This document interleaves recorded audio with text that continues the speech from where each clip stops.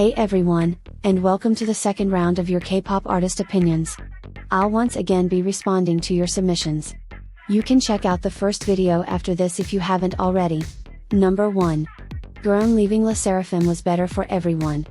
I don't hate Gurm, and I'll admit that I thought she was guilty at first. I never sent any hate to her by the way, but imagine how many antis Gurm would have if she stayed in the group. She would get criticized over everything and cyberbullied even more than she already was. For her mental health, she needed to leave LE SSERAFIM. I totally agree with this. It's unfortunate that she had to leave, but I hope she's doing well now. Number 2.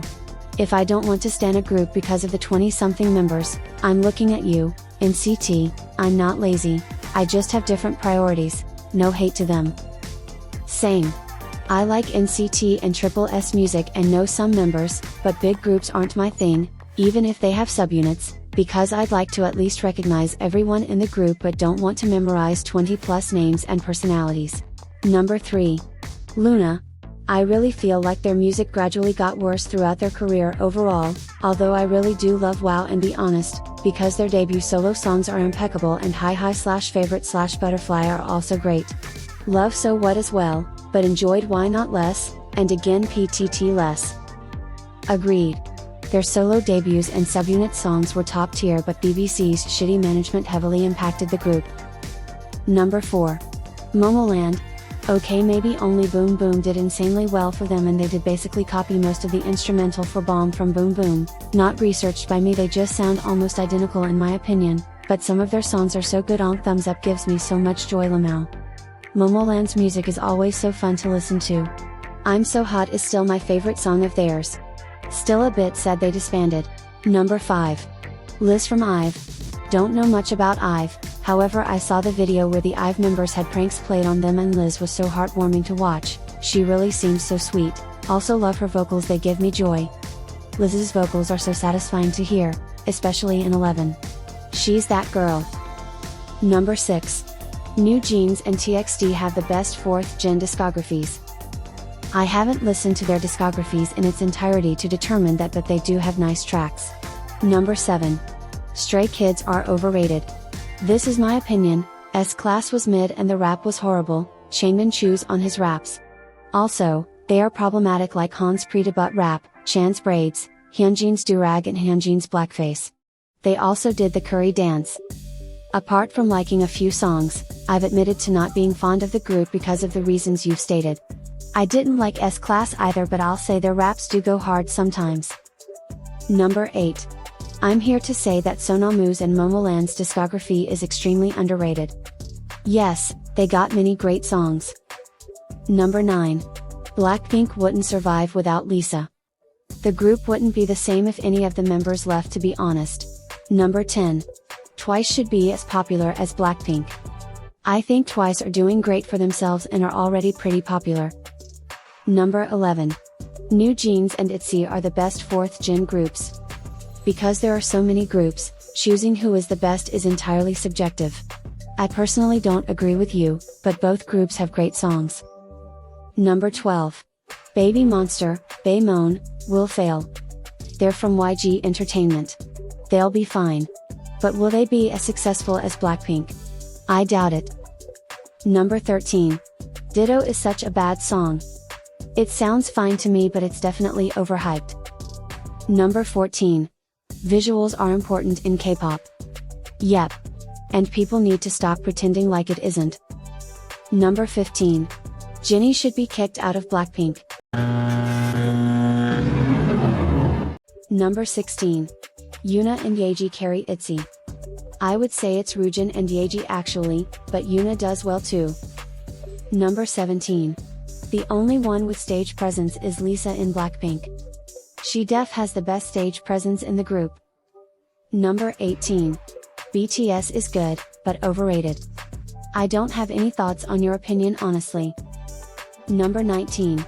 ARMYs are more toxic than Blinks. Both fandoms are crazy. Y'all should learn how to get along. Number 20. I think people should really stop sexualizing Somi, every artist, but Somi is just an example.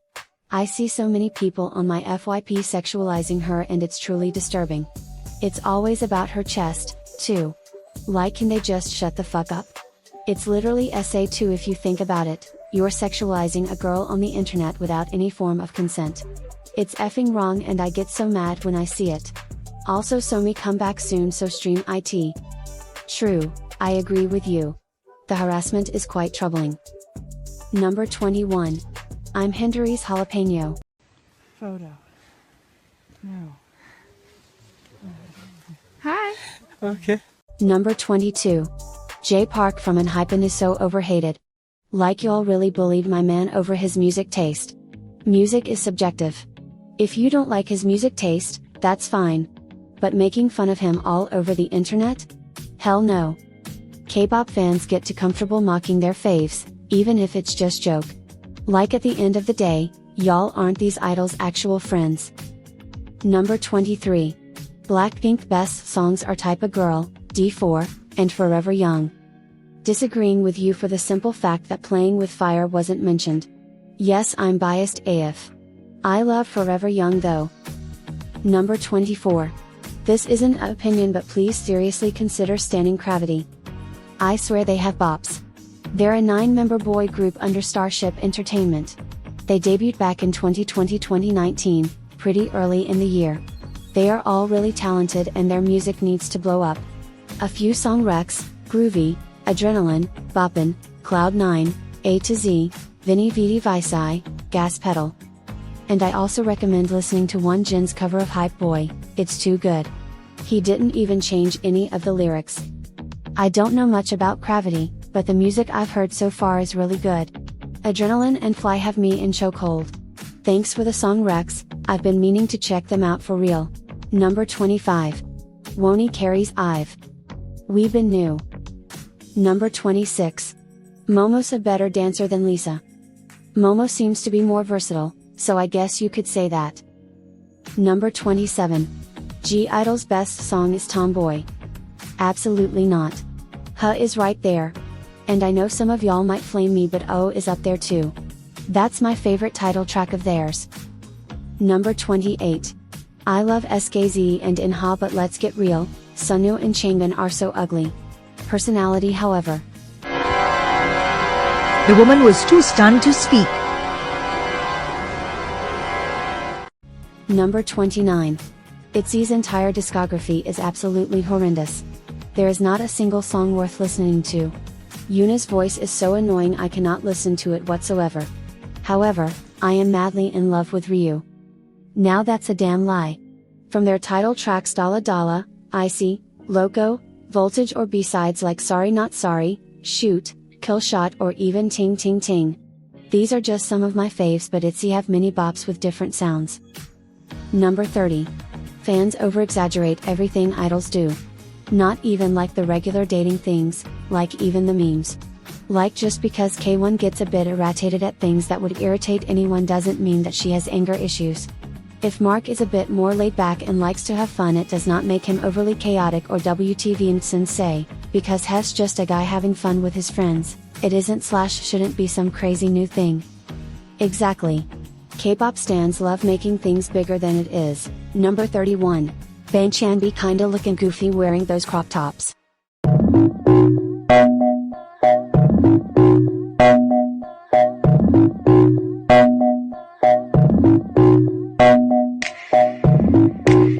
Number 32. Don't get me wrong, I've been a MOA for 3 years, but I think TXT's to-do episodes are getting more and more boring as time goes by. They need a new direction team or whatever you call it. Honestly, I rarely watch content from my faves because I find most of it boring as heck. Number 33. Woojin left Stray Kids, move on. He is a soloist and is probably sick of being known as the ex-Stray Kids member. Everyone seems content with their career and Stray Kids is now an 8-member group, it won't change. Move on, stays. Exactly, stop trying to rehash things, especially when you weren't even present when the situation happened. Number 34. In my opinion, all members of Blackpink should leave YG after their contracts expire because let's face it, YG doesn't really care about them and only gives them projects and overworks the girls when they need money from their cash cows, and I think they are better off as solo artists than as members of a group. See, I would agree, but at the same time, if they leave, they probably won't be able to use the name Blackpink and other intellectual property. But whatever they chose to do, I hope it's the best decision for them. And for her last opinion number 35. Because it's quite long, the text will be split into different parts on the screen. Luna rebranded Girl Crush and 4th Gen groups are stealing it. Luna's Girl Crush releases So What, Why Not and PTT made waves in K-pop industry. They released these songs after departure of their creative director.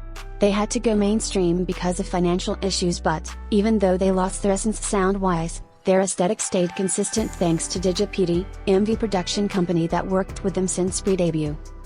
Before Luna you could rarely see girl groups filming outside, for Girl Crush concepts. They only filmed in nature, think of innocent concepts, and the peak was occasional desert in Girl Crush MVs. So What, Why Not and PTT follow the girls in fog and smoke, wearing denim, leather or industrial clothes in colors of beige, black and white. When they wear brighter colors it's usually colorful puffy dress with flower patterns that directly contrasts the rest of the much darker music video. They're dancing in rugged streets, trashed stores and messy hallways. They're surrounded by smoke, dust and sand and it actually looks like they can get their clothes dirty. MVs include bold car scenes, fire, storms and meteorites. The main message, if you sum it up, is to not be a sheep and to do the right thing even though others might paint you as a villain. The main concept in all 3 MVs is freedom. NMIXX took Luna aesthetic for their debut and that's undeniable. They reused the same storyboards and everything down to coloring and camera work was the same. Vinpera was also stolen from the Luna vault. Anyways, here's my hot take, LE SSERAFIM are heavily inspired by Luna's Girl Crush. Their MVs, especially Anti-Fragile, look exactly like I described Luna's Girl Crush MVs. Besides, HYBE's interpretation of what being fearless is directly draws back from Luna.